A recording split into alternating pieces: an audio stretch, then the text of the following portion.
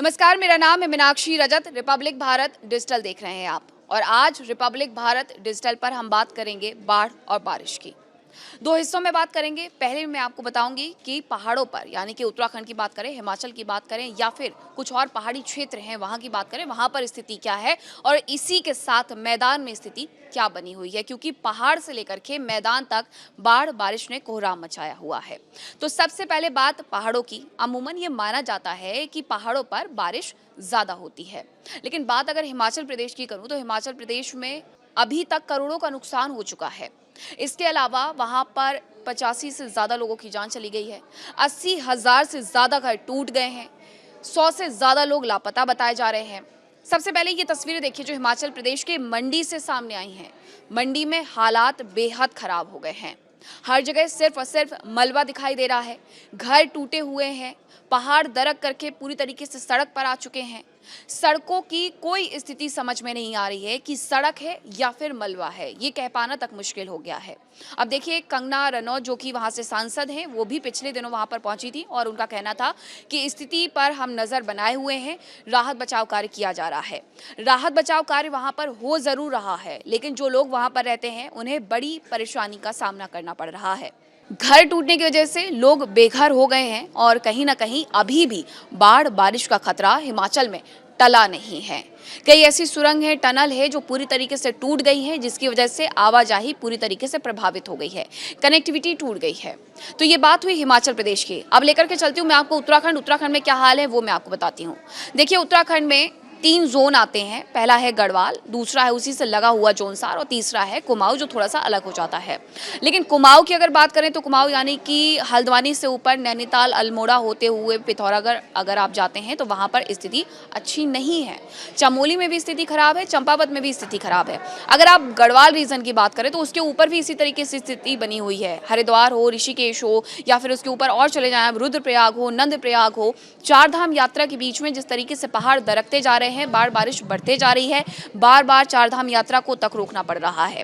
केदारनाथ, बद्रीनाथ धाम की यात्रा कई बार स्थगित की गई है। एक बार फिर से रुद्रप्रयाग में जो बद्रीनाथ जाने वाला रास्ता है वो बाधित हुआ है।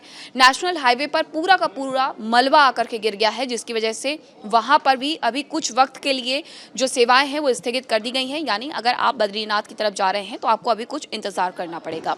लेकिन ये जरूर है कि 4 धाम की यात्रा चल रही है, इसलिए जल्द से जल्द मलबा हटाने का काम किया जा रहा है। लेकिन पहाड़ों पर स्थिति अलग होती है। मलबा हटाने की कोशिश जरूर जल्द से जल्द की जाती है, लेकिन कई बार ऐसा होता है कि मलबा हटाने में 2 से 3 दिन का वक्त लग जाता है। और अभी भी जिस तरीके से मौसम वहां पर परिवर्तित हो रहा है, अलर्ट बार बार जारी किए जा रहे हैं, और लोगों से ये भी कहा जा रहा है कि अभी थोड़ी सी सावधानी बरतें, ऊपर की तरफ यानी कि आगे की तरफ, बद्रीनाथ की तरफ ना जाएं।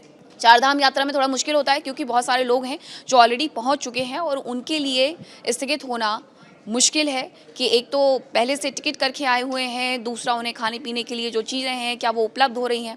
हालांकि मुख्यमंत्री पुष्कर सिंह धामी का कहना था कि बार बार जब ऐसी स्थिति बन रही है तो हमने खास निर्देश जारी कर दिए हैं कि खाने पीने का कोई भी सामान महंगी दरों पर ना बेचा जाए। बच्चे, जो छोटे छोटे बच्चे हैं, अगर वो भी पहुँच रहे हैं, उन्हें दूध की व्यवस्था करनी है तो वो भी की जाए। तो ये तमाम जो ऑर्डर हैं, आदेश हैं, वो ज़रूर जारी कर दिए गए हैं, लेकिन अभी भी मुश्किलें पहाड़ों पर बनी हुई है।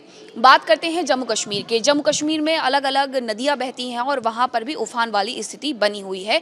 वहां पर भी कई जगह से कनेक्शन पूरी तरीके से टूट चुका है, लोगों के घर बह गए हैं, जनजीवन पूरी तरीके से अस्त व्यस्त नजर आता है। और ये स्थिति सिर्फ पहाड़ों पर नहीं बनी हुई है। अगर आप हिमाचल से नीचे लौट के आएँ, यानी कि अगर आप दिल्ली की तरफ वापस आते हैं तो दिल्ली में भी यही हालात बने हुए हैं। अगर बात करूं कल रात की, यानी कि 9 जुलाई की, जिस तरीके से बारिश हुई, मात्र 90 मिनट के अंदर गुड़गांव में 103 mm बारिश हुई है, जिसकी वजह से साइबर सिटी पूरी तरीके से लबालब भरी हुई नजर आ रही है।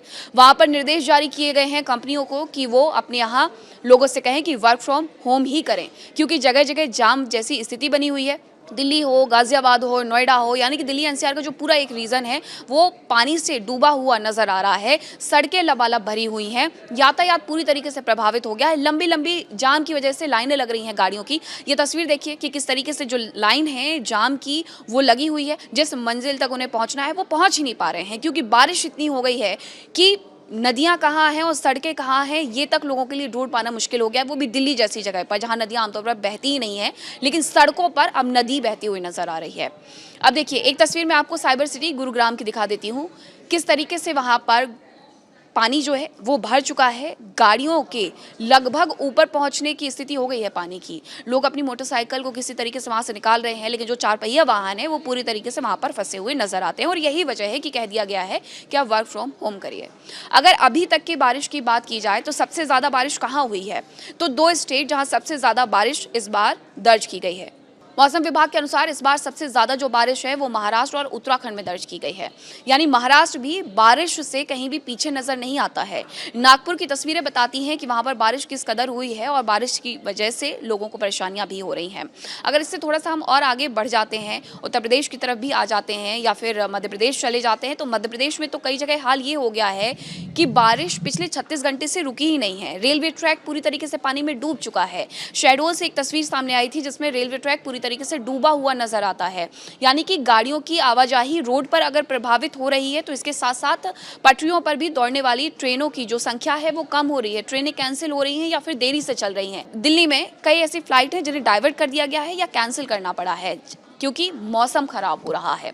तो इस खराब होते मौसम को लेकर के बार बार मौसम विभाग ऑरेंज अलर्ट, येलो अलर्ट और रेड अलर्ट जारी कर रहा है। और अगर ऐसे में अगर आपको भी कहीं जाना है तो मौसम का अनुमान ज़रूर देखें और उसके बाद ही घरों से बाहर निकलें, क्योंकि अभी सिर्फ ये मानसून की शुरुआत हुई है।